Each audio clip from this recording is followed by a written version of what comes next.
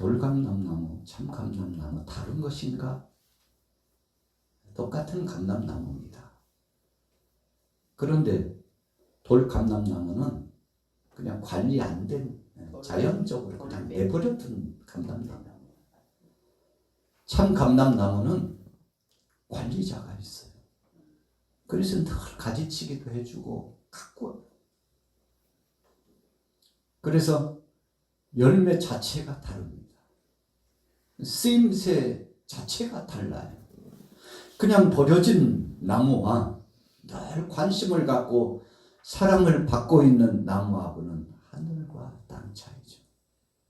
그래서 이제 이른 봄이 되기 전에 과원지기들이 늘 하는 일 가운데 좀 춥기는 하지만 이 나무 가까이 가가지고 가지치기를 해줍니다. 과감하게 자를 건 잘라내요. 어찌 보면 안타까워가지고 아깝긴 그냥 놔두면 열매가 더 맺을 텐데. 그러나 수는 많지만 열매가 특실하지 않아요. 크지 않아요. 맛도 덜해요. 그래서 풍성하면서도 진미의 과수를 얻기 위해서 가지치기를 하는 겁니다. 과감하게 다 잘라내요. 불필요하다고 생각하는 거, 도움이 안 된다고 생각하는 거, 오히려 방해가 된다고 생각하는 거 과감하게 착착착 잘라냅니다. 여러분, 그래서 1년 됐어요. 일정한 기간이 지나서 추수를 할 때쯤 되면은 그냥 버려지고 관리도 안 된 감람나무하고는 엄청난 차이가 있다는 거예요. 그런데 오늘 본문에 돌감람나무는 그러면 누구냐라고 했을 때 영적인 비유적인 의미의 말씀이잖아요. 돌감람나무라고 하는 것은 오늘 본문에 보니까 버려진 것 같은 이방인들입니다. 참 감람나무는 유대인이에요. 먼저 부름받은 선민의 백성들을 말씀하는 겁니다. 오늘 바울이 하나님의 은혜에 감격하게 젖어가지고 너무 기쁜 겁니다. 이유가 뭔가요? 바울은 다메섹 도상에서 예수님께로 부름받아가지고 엄청난 그 비추임을 받더니 실명이 돼가지고 앞을 볼 수 없어요. 그러니까 아무것도 할 수 없습니다. 고요히 기도하면서 때를 기다리고 있는데 참회하면서 자기 자신을 성찰하고 있는데 예수님께서 아나니아라고 하는 제자를 급파해가지고 바울에게 찾아가서 예수님께서 당신을 부르신 이유가 뭔지, 앞으로 어떻게 사역을 진행해야 될지, 당신이 주님 앞에 아주 급속한 상황 전환 가운데 부름을 받은 이유에 대해서 설명을 해주고 그의 눈을 만져주고 안수해 주니 그가 눈이 열려진 줄로 믿습니다. 여러분, 그래서 그는 이방인의 사도로 예수님이 특별한 택한 그릇으로 부름받았다고 말씀했어요. 여러분, 바울은 애국자입니다. 민족주의적인 이 성향이 굉장히 강한 사람입니다. 예수님도 그러셨죠. 나와 함께하는 이스라엘 택한 백성들이 먼저 이 복음을 받아들이고 예수가 그리스도임을 받아들이고 함께 했으면 좋겠는데 예수님이 애달팠어요. 마음이 안타까웠습니다. 3년 동안 공생애를 진행하는 동안에 본토 자녀들이 오히려 메시아를 배격하고요. 나중에는 십자가에 못 박아 죽도록 내어준 것에 대해서 너무 마음 아파하셨죠. 참 감람나무인 그들이 그렇게 사명을 감당하지 못하고 하나님의 뜻을 알지 못한 채 마치 탕자의 비유에서 큰아들처럼 아버지 마음을 몰라요. 동생을 얼마나 괄시하고 욕보이려고 했는지 불만투성이의 모습을 가지고서 불평했는데, 그런데 아버지는요, 그 형이 지금까지 아니라고 잘못된 삶 속에서 아버지와 함께하고는 있었지만 마음은 떠난 아들이에요. 그러니까 함께하고 있는 탕자예요. 집안의 탕자였어요. 그래서 아버지가 우리가 영적으로 보면 의도적으로 둘째 아들 탕자를 더 환영하고 선대하고. 뭘 그렇게 잘해줬나요? 둘째 아들 탕자에게 몸을 깨끗이 씻기고 새 옷을 갈아입히고, 그리고 손에는 가락지를 끼워주고, 너는 내 자식이라는 징표를 끼워주는 겁니다. 그리고 또 뭐가 있죠? 신발을, 신분의 회복입니다. 신발을요, 새 신발로 바꿔주었어요. 야, 너 나가더니 어디서 보지도 못한 신을 신고 왔느냐고. 그 신은 벗고 너는 내 아들이야. 이제는 내 아들이라고, 내가 사랑하는 아들이라고 새 신발을 신겨주고, 송아지를 잡고 풍악을 울리면서 큰 잔치를 진행하는데, 이 풍악 소리를 듣고 큰아들이 멀리서부터 집으로 향하여 옵니다. 일하다가 왔는지 그냥 자기 마음대로 그냥 이제는 뭐 아버지 재산 다 내 것인데 뭐 내 마음대로 살다가 나도, 동생이 나간 이후로 얼마나 마음이 씁쓸하고 척박하고 힘이 들고 갈등이 오고, 아버지가 그럴 수 있냐고 막 불만을 품고 살았는데 풍악 소리를 듣고 왔어요. 여러분, 영적으로 보면 오늘 본문 말씀에 의해서 표현하면 큰아들로 하여금 시기 나게 하신 하나님. 여러분, 우리가 시기하고 질투하는 것은 약간 부정적인 검은색 계열이에요. 그런데 오늘 아버지가 큰아들로 하여금 새로운 시각에서 아버지께서 원하시는 복음주의적인 은혜와 사랑이 어떤 것임을 깨닫게 알게 하도록 하시고자 하는 섭리가 그 속에 있었다는 겁니다. 막 씩씩거리면서 큰아들이 왔어. 들어오자마자 종들에게 물었겠죠. 주위 사람에게 물었겠죠. 아버지에게는 직설적으로 묻지 못하고 도대체 이게 무슨 짓들이냐고 그랬겠죠. 도대체 무슨 짓들이냐. 얼마나 따져 모르는지 몰라요. 나중에는 참을 수 없어서 아버지에게 가까이 와가지고, 아버지, 저에게는 염소새끼 한 마리도 안 잡아주시더니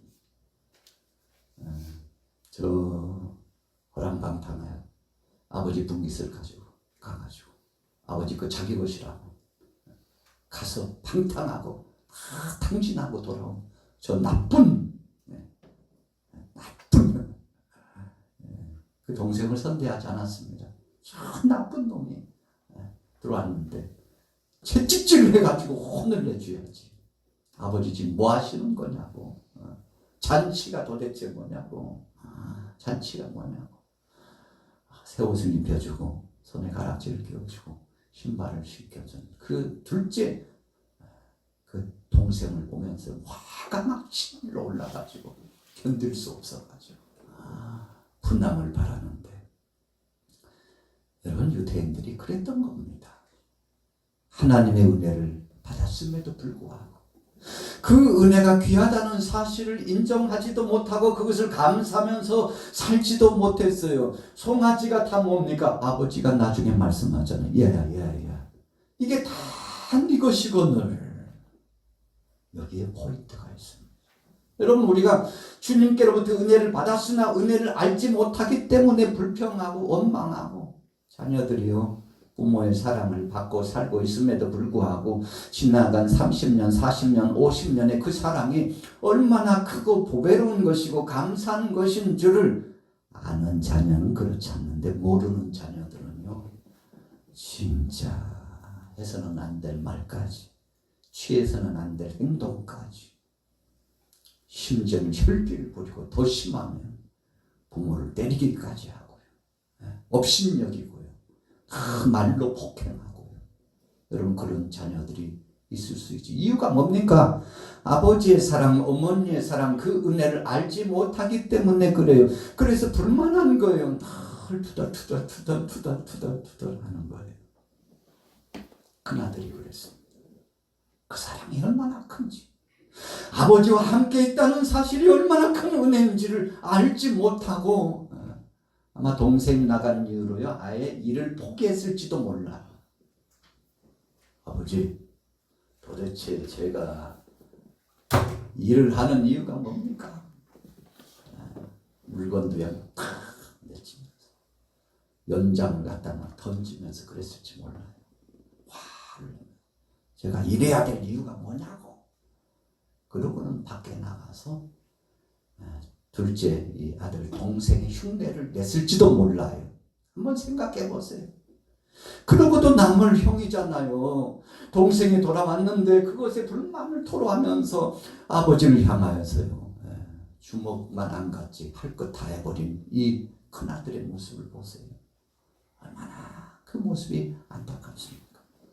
바울은 하나님의 구속사역을 상기하면서 오늘 본문 말씀 로마서 11장의 말씀을 통해서 그와 같은 현상과 상황을 재조명해 보면서 여러분들이 정신 차려야 된다고. 우리 사랑하는 형제 자매들이여, 지금 정신 차리지 않으면 하나님께서 바로 당신들을 버리신다는 사실을 명심하라고. 택함 받았다고 아니라고. 그것이 전부가 아니라고. 신실한 믿음을 갖지 않으면 믿음 없는 자는 형식만 갖췄다고 해서 믿음의 사람이 아니라 마음 씀씀이와 그 근본이 바뀌어야 된다는 사실을 말씀하고 있는 내용입니다. 자, 본문 오늘 로마서 11장 1절부터 한번 읽어볼까요? 자, 성경으로 가볼게요. 자, 뭐라고 시작하고 있는지. 로마서 11장 1절 읽습니다. 시작. 그러므로 내가 말하노니 하나님이 자기 백성을 버리셨느냐? 그럴 수 없느니라. 나도 이스라엘이니요 아브라함의 씨에서 난 자요 베냐민 지파라. 하나님이 그 미리 아신 자기 백성을 버리지 아니하셨나니 너희가 성경이 엘리야를 가리켜 말하는 것을 알지 못하느냐? 그가 이스라엘을 하나님께 고발하되 주여 그들이 주의 선지자들을 죽였으며 주의 제단들을 헐어버렸고 나만 남았는데 내 목숨도 찼나이다 하니 그에게 하신 대답이 무엇이냐? 내가 나를 위하여 바알에게 무릎 꿇지 아니한 사람 7,000명을 남겨두었다 하셨으니. 바울이요 대단한 사람입니다. 성경을 통달한 사람이었을 거라고 생각됩니다. 여러분, 삶의 지표와 살아가는 삶의 방식의 기준은 성경이에요. 그 많은 형제 자매들을 설득하고 변화를 경험하도록 해야 되는데 어떻게 해야 되나? 하나님의 말씀. 하나님의 말씀. 그리고 선지자 중에 선지자격인 엘리야의 이야기를 들어가지고 지금 하나님께서 이 백성들을 얼마나 사랑하시고 기다리고 계시는가에 대해서 말씀을 풀어주고 있습니다. 엘리야도요 대단한 사람이었죠. 아방과 더불어서 영적인 직접 엄청난 이 간극이 있었는데 악대하지 않고 손으로 악을 이겨나갔던 그 사람 중에 한 사람이 바로 엘리야입니다. 그런데 인내심도 한계가 있지. 아방과 이세벨이 얼마나 택한 하나님의 백성들을 조롱하고 또 희롱하고 온전한 믿음 생활 하지 못하도록 방해하고 그리고 여호와 하나님의 이름을 망령되이 일컬고 하나님 앞에 예배하는 제단들이 허물어진 지가 옛날. 왜요? 예배하는 자가 없어요. 하나님을 찾는 자가 없어요. 우상 숭배 산당은 여기저기 우상 제물을 갖다 놓고요. 거기에서 하나님을 향하여 조롱하듯이 하나님을 비웃듯이 망령된 행위를 하고 있는 그들의 모습을 보면서 엘리야가 한계점에 다다랐어요. 야, 큰일 났다. 이러다가는 큰일 났다 하고 하나님 앞에 직구하고 기도하면서 하나님, 제가 이제 오늘 결단을 하렵니다. 그래서 선전포고를 하죠. 바알과 아세라 목상을 숭배하고 있는 850명 선지자들을 향하여서 그 뿔을 전합니다. 갈멜산을 탐구해라. 오늘 당신들이 믿는 그 신이 하나님인지, 내가 믿고 있는 여호와 하나님이 참 하나님인지 오늘 가려보자고. 대단한 사람 아닙니까? 850대 1이에요. 여러분, 850명 속에 한 사람은 보이지도 않습니다. 그런데 대결을 진행했어요. 도대체 뭘 믿고 그랬는지 몰라요. 여러분, 하나님을 의지하는 사람은 이렇게 담대할 수 있습니다. 그래 가지고서는 하나님의 은혜의 역사 가운데 불을 내려주심으로 갈멜산상에서 응답받고요. 하나님이 응답하시며 그 850명의 바알과 아세라 목상을 숭배하고 있는 사람은 기름 시냇가로 가지고 다 쳐죽이고, 아예 어둠의 그림자는 다 지워야 된다고 생각하고, 그래야만이 새로운 나라가 되고 새로운 역사가 출발한다고 생각하고, 엘리야의 결단이었습니다. 그런데 이게 웬일입니까? 그러고 나서요, 더 엄청난 시련이 그에게 찾아왔는데, 이세벨이 엘리야 내버려 두서는 안 된다고 뭘 막 충동질해가지고, 아니 생각해 보시라고. 내가 이 나라에 데리고 온 많은 우상과 그리고 선지자들,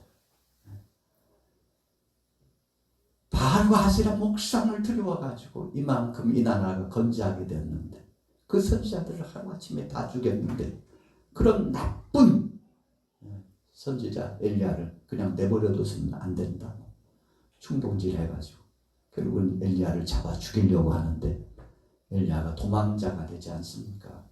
여러분, 잡히면 죽을 것 같은 위기감 속에 도망자가 돼가지고 가는데 얼마나 기진하고 지치고 힘이 드는지, 이러다가는요 인생 끝장 날 것 같은 위기감이 봉착돼요. 그래서 하나님 앞에 로뎀나무 안에서, 하나님 제가 차라리 저를 죽여달라고, 하나님 손에 죽는 게 낫지, 하나님 손에 죽는 게 낫지, 이방인의 더러운 그 칼에, 이방인의 더러운 손길에 내 몸을 되게 하고 싶지 않다고. 여러분, 엘리야의 본질은 그겁니다. 죽기를 각오했어요. 하나님 어떻게, 나 혼자 남았는데 상황이 급변해가지고 영적으로 승리하게 하셨으면 이제는 새로운 변화를 주셔야지, 또 쫓기는 신세가 되도록 이렇게 하시는 이유가 뭔지, 차라리 죽었으면 좋겠다고 생각하고요. 어떻게 하나님 이럴 수가 있냐고 막 따져 묻듯이, 도대체 그 백성들 다 어디로 갔냐고 막 승리하고 불을 내려가지고 하나님이 흥양하실 때는 막 춤을 추면서 기뻐했던 그 백성들이 이세벨이 엘리야 잡으라고 하는 이 한마디의 말이 어디로 갔는지 쥐죽은 듯이요 다 침묵하고 숨어들어가. 역시 여전히 혼자 된 엘리야. 그때 하나님 앞에 불평하듯이 원망하듯이, 어쩌면 자기의 의를 드러내듯이, 하나님 나만 남았네요, 나만 남았어요, 나만 남았어요. 그러니까 하나님 뭐라고 말씀하셨다고요? 엘리야야, 아니요, 무슨 소리야, 너만 남다니. 내가 아직도 바알에게 무릎 꿇지 않고 입 맞추지 않은 7,000일을 내가 남겨뒀다. 여러분, 이게 무슨 말씀입니까? 오늘 바울이 로마서의 말씀을 통해서 선포하면서 사랑하는 믿음의 형제 자매들에게 다시 한번 그들이 돌이켜서 하나님 앞에 돌아오라고 선포하는 말씀 인용 속에서 주신 이 말씀에 의하면, 여러분, 더 이상 구원의 역사는 없다고 생각할 그 지역에, 그 사람들에게 하나님은 구원의 계획하심을 갖고 있다는 의미 부여를 하고 있는 겁니다. 여러분, 우리가 신앙생활 하다 보면 그런 착각 속에 빠질 때가 많아요. 엘리야처럼 자기 의를 드러내면서 도대체 이 사람들은 다 멸망당하고 이제는 심판받을 거라고, 저 사람들은 믿을 자격도 없고 구원받을 자격도 없다고, 하나님 지금이라도 하늘에서 불을 내려달라고 세베대의 두 아들처럼, 야고보와 요한처럼.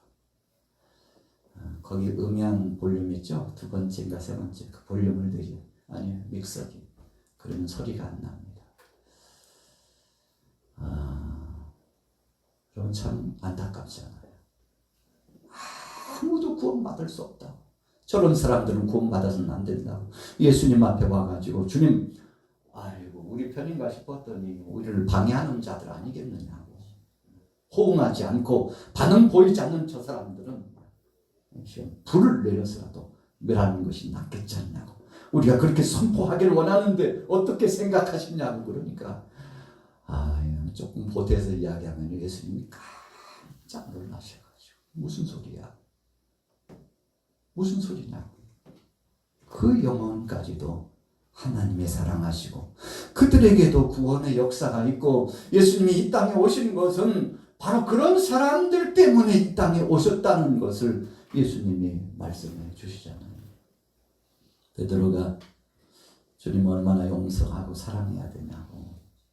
그래서 7번을 이야기하니까 70번씩 7번 사랑하고 용서해야 된다고 말씀을 해 주신 거죠. 본토 유대인들에게도 하나님께서 아직 구원받을 만한 자가 있다는 이 소망의 비전을 오늘 11장 말씀은 주고 있는 거죠. 로마에 있는 크리스천들에게, 거기에 모여있는 많은 유대인들에게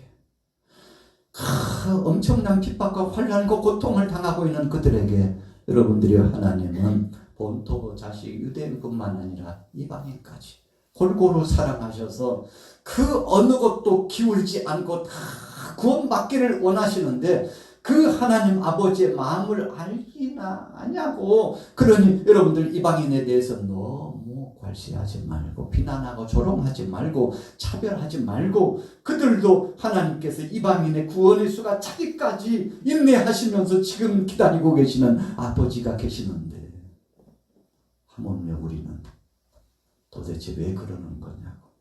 우리도 인내심을 가지고 하나님 뒤편에 서서 기다려야 된다고.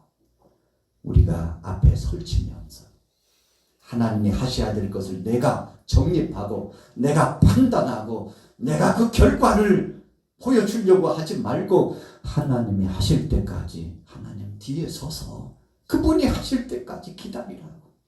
여러분 이 말씀이 오늘 본문에 나타나고 있는 이방인의 수가 차기까지 하나님의 계획하심이 있다는 사실을 기억하고 또 한 가지는 버린 자와 방불한 것과 같은 이 형제 자매 유대인 형제들에게도 하나님의 구원하심의 계획이 있어서 언젠가 때가 되면 저들을 부르실 건데 지금 하나님께서 이 이방인들이 구원받는 것을 보고 우리 사랑하는 형제 자매들이 시기심이 발동하게 하셨는데 그것은 하나님께서 악의적으로 하시는 것이 아니라 이 시기심의 발동을 통해서 하나님의 구원하심과 은총이 얼마나 크신 것인가를 뼈저리게 체험하고 느낄 수 있도록 하시기 위한 하나님의 뜻이라고.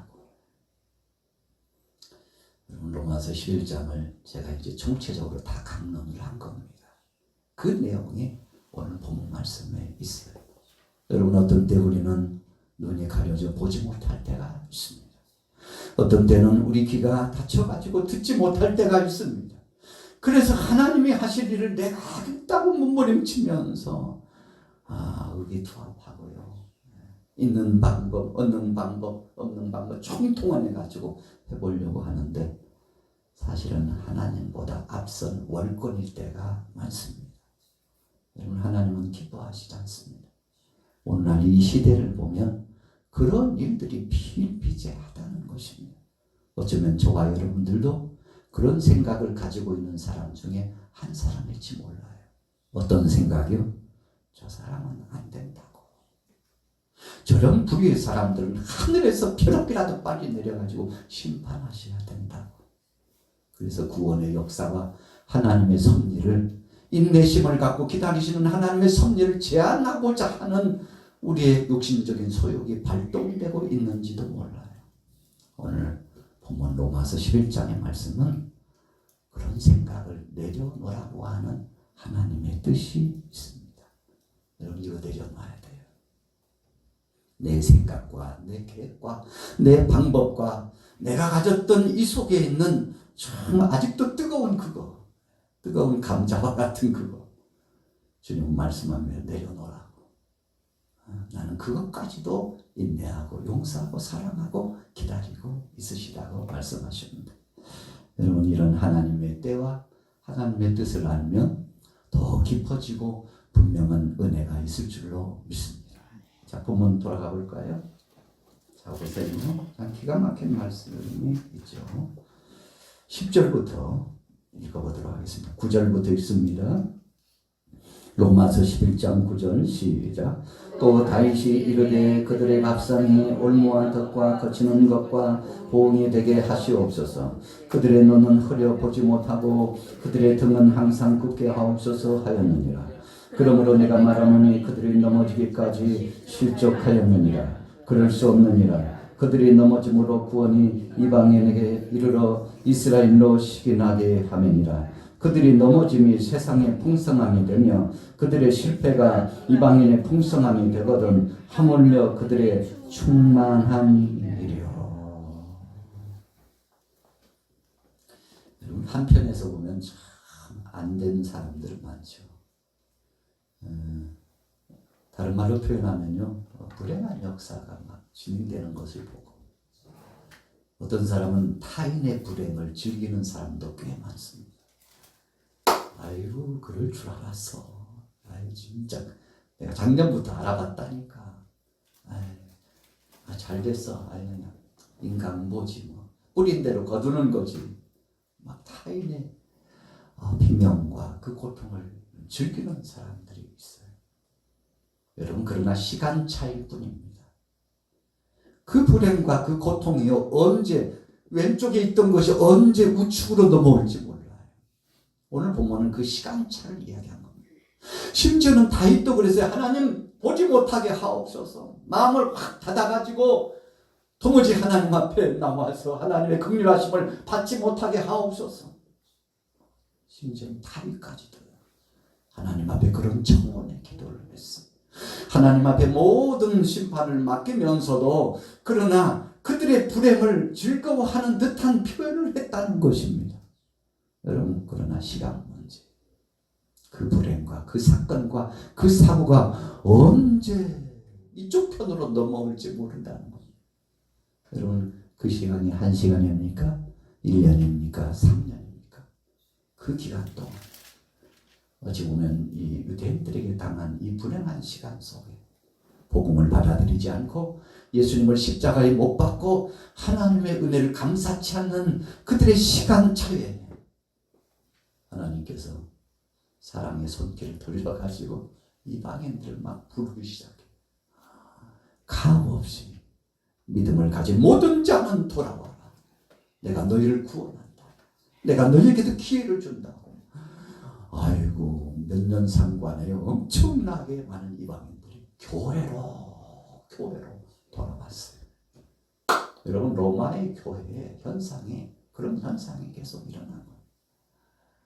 로마 바로 옆에 있었던 여러분 스페인까지 복음을 전하기를 원했던 바울의 복음의 열정이 하나님 앞에 기도하면서 하나님, 여기 있는 사랑하는 유대인 형제들도 회복되길 원하고 멀리 예루살렘에 있는 사랑하는 형제 자매들도 하나님 앞에 돌아오기를 원하지만, 그러나 지금 이 순간 우리에게 주신 사명은 바로 옆에 있는 스페인까지 복음의 증거되고 더 많은 이방인들이 돌아오기를, 땅끝까지 있는 이방인들이 돌아오기를 원하시는 하나님의 사랑이심을 믿습니다. 그러나 머지않아 사랑하는 형제 자매들도 본물 터지듯이 돌아와서 회복이 될 줄로 믿사오니 하나님, 그때가 감격스러워서 얼마나 기분이 좋은지 몰라요. 얼마나 기쁨이 넘치는지 몰라요.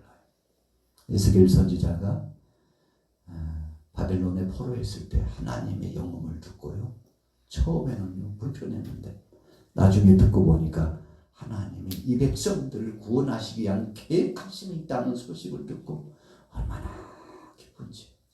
요나가 니느웨를 살리겠다는 그 계획만 듣고는요, 막 불만이 터져 나와가지고 다시스로 갔는데 물고기 뱃속에서 앞에 기도하면서 깨달아서 하나님은 정말 죽을 수밖에 없는 저 백성들이 내 백성만 사랑하시는 것이 아니라 우리 택한 민족, 우리 백성들도 사랑하고 있다는, 여러분 광의적인 의미의 하나님의 사랑을 그가 깨닫죠. 그리고 나가서 복음을 외치지 않습니까? 여러분 이것이 근본적으로 하나님이 기뻐하시는 것인데, 오늘 여러분들에게도 이런 의미의 복음주의적인 은혜의 역사가 충만하게 되시기를 예수님의 이름으로 축원합니다. 자, 이제 결론 내려보겠습니다. 자, 13절부터 읽어볼게요. 13절 시작. 내가 이방인 너희에게 말하노라. 내가 이방인의 사도인 만큼 내 직분을 영광스럽게 여기노니 이는 혹 내 고력을 아모처럼 시기하게 하여 그들 중에서 얼마를 구원하게 하려 함이라. 그랬죠? 바울은 대단한 사람이었습니다. 절대 자기 식구를 버리는 사람이 아니었어요. 어찌 보면 이방인들만 사랑하고 그들에게 집중하고 선교하고 목회를 하는 사람으로 그렇게 생각이 돼가지고요, 유대교주의자들이 바울을 얼마나 조롱하고 핍박했는지 몰라요. 과거에 사울이 아니라고 저런 나쁜 사람이 어디 있냐고 해가지고 박대하고 조롱하고, 매복조를 보내가지고 쥐도 소도 새도 모르게 죽이려고 사람들 막 결사대를 보냈어요. 결사대를. 그럼에도 불구하고 바울은 하나님의 사랑 가운데 그들의 영혼을 위해서 기도한 겁니다. 하나님, 저들을 시기나게 하신 것은 하나님이 저들에게도 구원의 기회를 주시려고, 이방인들이 돌아오는 것을 보고 하나님의 사랑이 무엇인지를 깨닫게 하려고 하는데, 하나님께서 내 형제 자매도 구원하실 계획이 있다니 하나님 감사합니다. 그 얘기를 하는 겁니다. 그러면서 더 적극적으로 이방인 선교에 뛰어들었던 이유가 예수가 빨리 차야, 이 구원 예수가 빨리 차야 내 동족 내 백성들이 돌아올 시간이 가까운다는 사실을, 하나님의 시간표를 바울이 알았기 때문에 그런 겁니다. 여러분 바꿔놓고 생각해 보세요. 저주받고 심판받아야 끝난다고 생각합니까? 아니에요. 그러면 시계는 거꾸로 갑니다. 무슨 뜻인가 하면요, 하나님은 한번 작정하신 말을 반드시 행합니다. 여러분, 그래서 우리가 생각 밖의 지역에 어떤 사람이고 어떤 부류의 사람들이라도 하나님의 구원의 계획의 시간표에 있다면요, 하나님은 끝내 하시고야 맙니다. 그래서 우리는 나아가서 전할 때마다 축복의 메시지를 전해야 되는 거예요. 누구를 막론하고 평화의 사자가 돼가지고 평화의 사신으로서 예수 그리스도의 그 사랑, 샬롬의 평화를 전해야 되는 겁니다. 여러분, 이것이 근본적인 우리 기독교인들, 신앙인들이 할 일입니다. 오늘 돌 감람나무에서 참 감람나무로 새로운 역사가 진행됐어요. 어떻게요? 저 붙였잖아요. 돌감람나무 버려진 가지 같은 거. 그러나 참 감람나무에 가지 하나 꺾어내더니 그 자리에다가 돌감람나무 가지 꺾어온 것을 접붙여가지고 그냥 감아주고 쌈내주고 보존해주고 공개통화전들 이렇게 그 관심을 갖고 일주일도 한 달도 두 달도 계속 가서 새순이 돋고 있는지, 새순이 거기서 돋아나면 막 기뻐가지고 이제는 됐다고, 이 참감람나무 뿌리에서부터 올라오는 진액을 먹고서 이제는 좋은 열매가 저 가지에서도 나올 것이요. 여러분, 이것이 접붙임이잖아요. 오늘 저와 여러분들이 그 은혜를 받았는데 하나님의 구속사의 시간표를 기억하시고 하나님의 부르심에 감사하여 이번 한 주간도 승리하시기를 예수님의 이름으로 축원합니다.